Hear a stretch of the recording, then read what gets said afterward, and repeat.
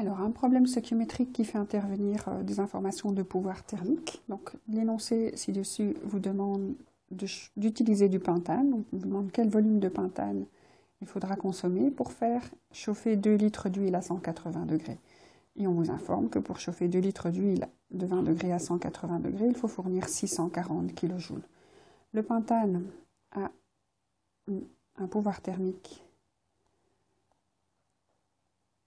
C'est une première info qu'on va utiliser, de 45 mégajoules par kilo. Donc si vous brûlez 1 kg de pentane, vous allez obtenir 45 mégajoules. Mais vous n'avez pas besoin de tout ça. Vous avez besoin de seulement 640 kJ. Alors 45 mégajoules, c'est 45 000 kJ.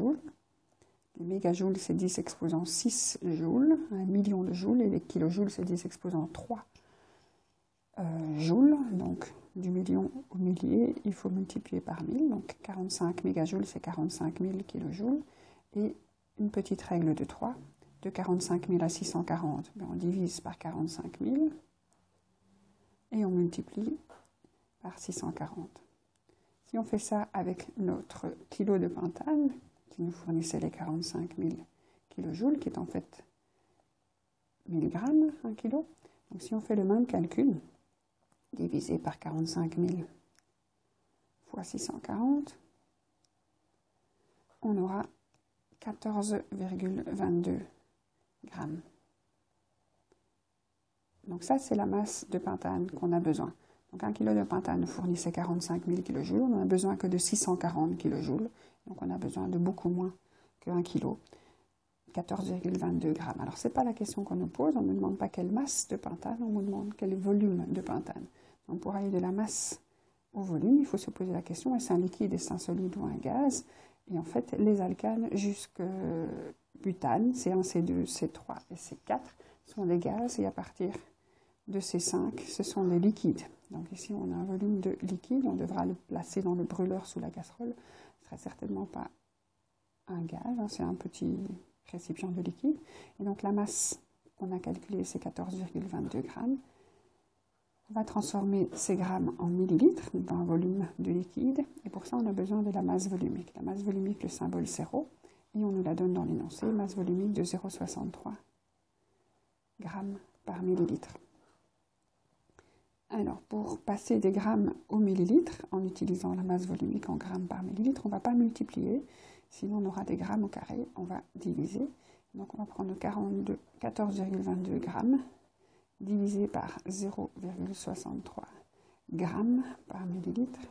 Les millilitres vont se retrouver au-dessus. Et donc on aura comme information 22,6 millilitres. Donc ça, c'est le nombre de millilitres, le volume de pentane qui est consommé pour chauffer les 2 litres d'huile, pour obtenir les 640 kJ.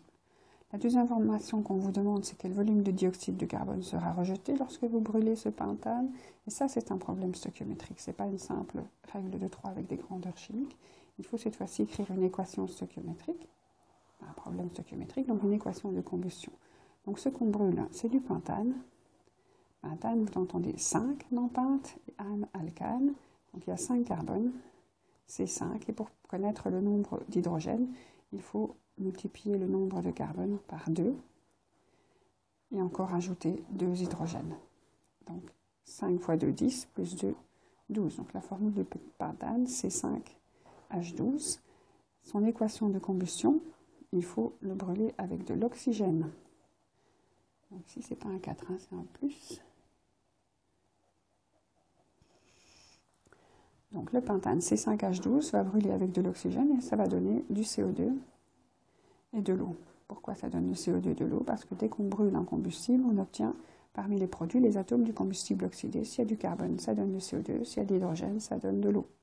Et donc s'il y a 5 carbones dans le pentane, j'ai besoin de 5 CO2 pour avoir 5 carbones à droite.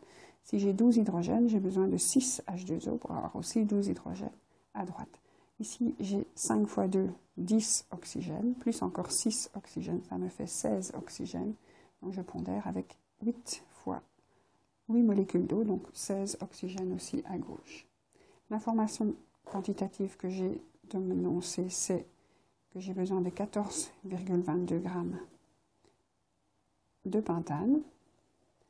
Je vais transformer cette masse en un nombre de moles parce que l'équation me parle en coefficient de nombre de moles, de nombre de molécules ou nombre de moles. Donc on utilise la masse molaire entre le nombre de masse, pardon, la masse et le nombre de moles. Vous avez besoin de la masse molaire. Alors la masse molaire du pentane, c'est 5H12.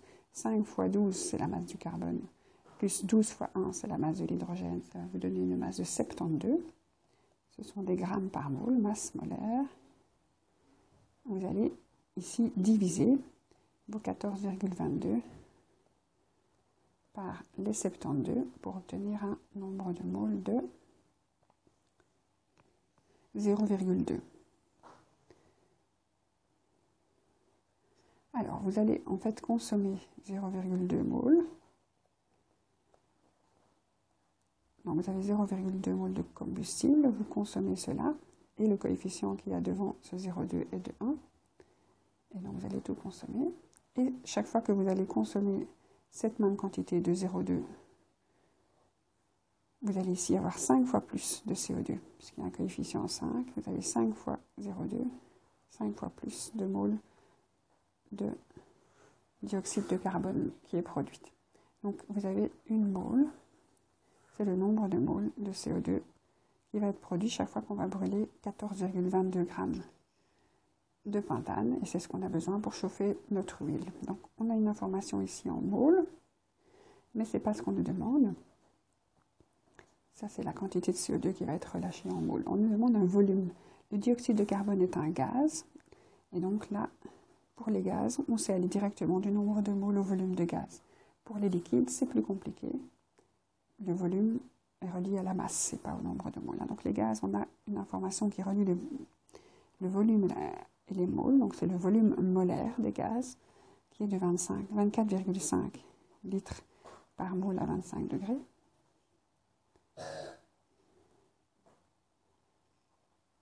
Et ici, on va multiplier. Chaque mole occupe 24,5 litres. Et donc, on a 1 fois 24,5. Ça nous fait 24,5 litres. Donc, pour faire chauffer notre petite fondue bourguignonne, on aura produit 24,5 litres de gaz. C'est la réponse à la question B. La réponse à la question A était le volume de pentane.